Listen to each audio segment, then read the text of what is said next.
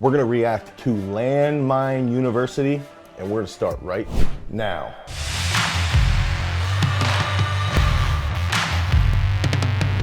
Okay, so recently I got inundated with multiple different texts, DMs, story shares, all these different messages that were based around Landmine University. I did not know what Landmine University was, so a couple different people had DM'd me, had messaged me, commented in the YouTube section and basically said, hey, what does Dane think about Landmine University? And so I didn't know anything about it, and then one of the best trainers in the entire world, Phil Daru, actually did a video on Landmine University, and so it ended up sparking like, hey, let's actually look into this. Let's try and figure out what is Landmine University. But before we go into that, I think just identifying what is a landmine. My first exposure to landmine training was in 2004. We started to use them at Penn State. I was a shot putter, so we did a lot of rotational work with them. Our coach at the time thought this was just gonna like blow up our throws. It would blow up our shot put throw or discus throw because of the rotational strength that we could gain. You could put that barbell into an anchor that's in the ground and it can sort of rotate on this angle. You can use them for a lot of different things. You can use them for bodybuilding work, for ab work. You can do explosive work, and that's what we're gonna see here with Landmine University. So I just wanted to go through, all right, what is Landmine University and what's gonna happen? My guy Alex with me, Landmine University. We went through a 2-day seminar here at the gym.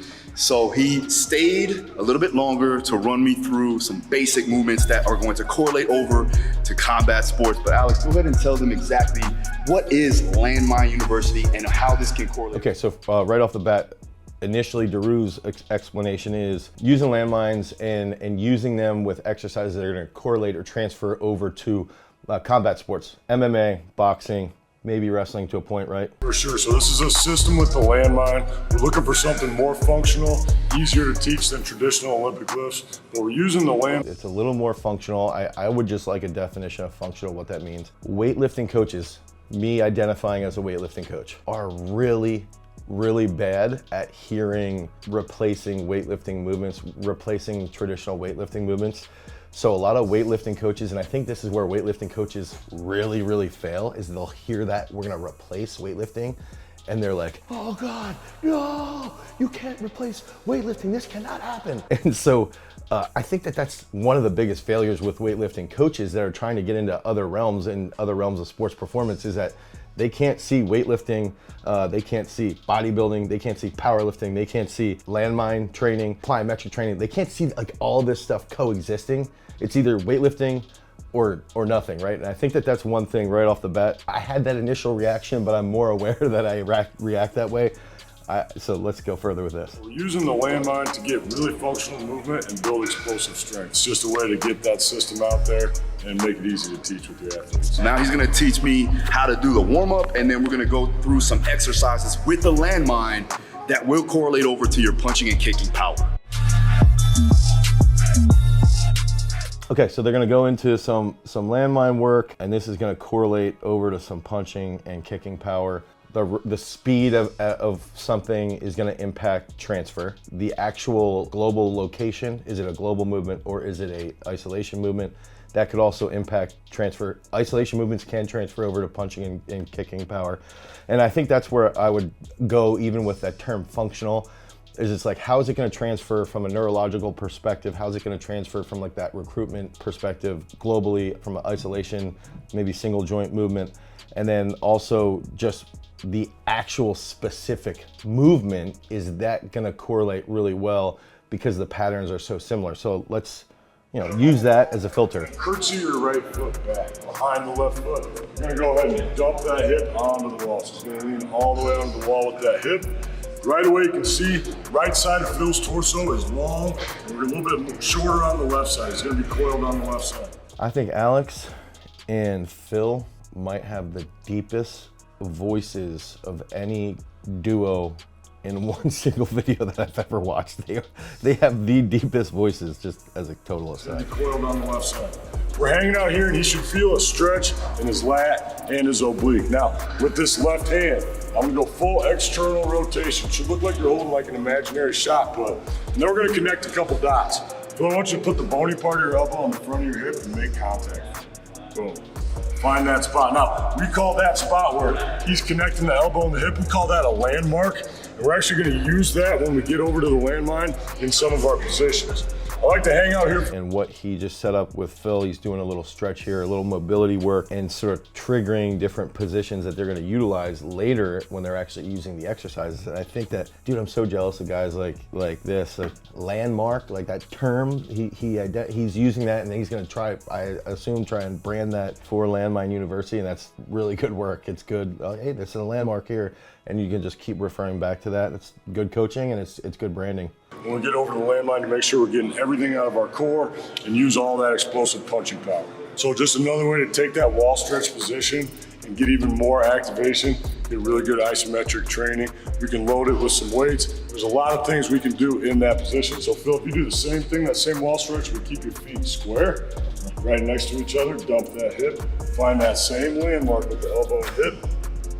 Yeah, now keep that landmark tight. I want you to keep your toes pointed in, but I want to see a little side kick with that left foot. Do not lose that landmark. Yeah, now he's gonna get that glute med. Again, everything's connected.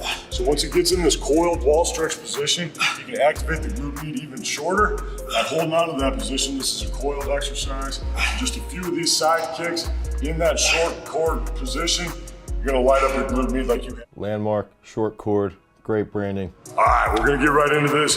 I'm gonna take Phil through a split jerk. We're gonna keep it simple, and we're gonna fall back on those same elbow hip landmarks that we established on the wall. So let's pick up the bar.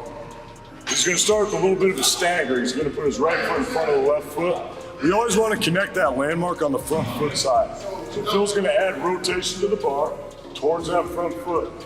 He's gonna connect the elbow and the hip on that front foot side. I like that landmark. He can spend. Alex is talking about like the split jerk. You're getting into that split jerk position, you hit that landmark on that front foot. I think that's where a lot of guys are gonna have issues, is like, oh man, he's trying to replace weightlifting. And so a lot of weightlifting coaches, and I think that this is important as a weightlifting coach, is people might take offense, like he's trying to get weightlifting coaches out of a job. And I don't think that he's not cognitively aware of doing that. But that's how a lot of weightlifting coaches will interpret it, because we're all children. We all get offended by things like this. And I think it's really important instead to realize Alex isn't trying to take weightlifting coaches' jobs, right? He's not trying to replace weightlifting coaching jobs with Landmine University. He's trying to make a system off of Landmine training. He's trying to have a certification course. And I think that if we can look at it from Alex is trying to be successful as a business person, and he really, really enjoys landmine training. What can we learn from landmine training that we can now apply to our own personal training if we are in the realm of sports performance? There might be some factors here, and even some of these exercises, they might transfer really well to combat sports, but they also might help with structural integrity with weightlifters. We don't know, so let's keep watching. Think about the same activation that he had on the wall. So he's driving the hip up, driving the elbow down. Now, Phil, I want you to hit that split jerk we talked about. He's gonna switch feet. He's really gonna focus on connecting those dots on the other side. I want him to find the left side landmark when he hits it. Let's see it. Beautiful, and then that's that lockout position. He's got the left elbow and hip connected now, and right now he's as short as possible on the left side of his body. He's got a full lockout on the right side. Let's switch again, pull it down, switch feet, boom. Again, landmark. If you use that wall stretch and you focus on that contact point, you're gonna get a lot out of your lats and obliques. We're loading the oblique sling. We're getting as short as we can on one side before we throw that punch. Let's hit another one.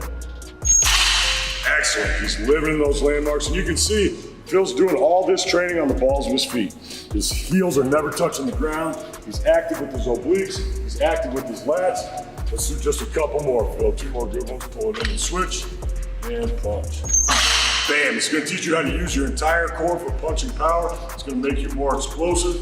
It's just a great exercise to replace those traditional bilateral Olympic lifts, because we don't really use those positions when we fight. Let's do one more. Okay, so that's like part of the argument too, is like he's saying we don't use bilateral positions when we fight. And I think that to a point he's accurate, but that would mean, okay, so we should never do any bilateral movements. And I know if we're training fighters, I know Phil does deadlifts, I know Phil does back squats, I know Phil has goblet squats, and like bilateral movements are in his system. So I think it's important to look at it from that point. If we're training combat athletes, is that it's okay to train bilaterally. It's okay to train weightlifting movements if we are weightlifting coaches, or we understand it. You know, Lyoto Machida did weightlifting movements. Georges St-Pierre did weightlifting movements. There's a lot of examples of combat athletes that have done weightlifting movements in their training. They've trained bilaterally, and we've got to think about why is that effective if we're in like split stances, or we're in a boxing, like a fighting stance or a wrestling stance. We have a 2-time world bronze medalist, Nick Wazowski, who is a combat athlete. He's a wrestler, freestyle wrestler, and he's cleaned 360 pounds bilaterally. Does that carry over to a split stance? Yes, because I believe it does, because of training mobility, force absorption, dynamic trunk control, all these other different factors, neurological efficiency, stuff like that. Now, that's not to say what Alex is doing is bad. What I think we've got to do is take it and see, you know, Phil doesn't train weightlifting movements. Phil trains more powerlifting movements, right? So he might need some more explosive movements like this in his training, or some plyometric style movements, and the landmine is easily accessible. It's easy to have in your gym. And I think that's where, as weightlifting coaches, we've got to take that step back and be like, all right, Alex isn't personally attacking us. He's not saying that weightlifting is worthless. He just doesn't like weightlifting, and he doesn't use it in his system, and Phil doesn't use it in his system, and Phil's extremely successful. So we've got to, instead of judging them and talking trash on them because they have a different system, we've got to remember there's a whole bunch of different ways to train, and there's a whole bunch of different ways to be successful in coaching athletes in different sports, right? So if I train weightlifting, I use bilateral movements, and Alex might even use bilateral movements when he's training fighters. I know Phil does, like I mentioned. So we have to take this and say, all right, where could I learn? What can I learn from him, Alex, from Landmine University? What can I learn watching this? And then how can I apply it? And then critique it at the same time too. One of those things that I saw a couple of videos that were on the stories is that when I see like this sort of herky-jerky movement where it's like here, and then back, and it's like, yes, isometric actions are great. They're awesome. I use them all the time in our training. But I think even when we're doing these like fluid movements and it looks super herky-jerky, and I, you know, that would be my one criticism of Phil, is that sometimes even when I'm watching him train, he is a little robotic, okay? And I think that as fighters, if you think about somebody like Georges St-Pierre, and I'm not saying that St-Pierre was so fluid because of weightlifting. I think he was fluid because he was a well-trained fighter. That's one thing weightlifting does train, is it trains you to apply and utilize a ton of force and a ton of power in a more fluid movement. That fluid movement leads to rapid rates of force production, rapid rates of power production, and it's not robotic looking. I think that's the one thing, you know, I remember wrestling in high school here in Pennsylvania. Wrestling's huge. It's like anytime you'd wrestle a robotic wrestler that was sort of like this, like they couldn't actually, like the fluctuations were too much. So they, you know, to use Franz Bosch's terms, they couldn't actually, their wells weren't deep enough to handle the fluidity of the flow that you can get in combat sports. So that's one criticism I'd have, is I don't like that robotic look, that robotic movement.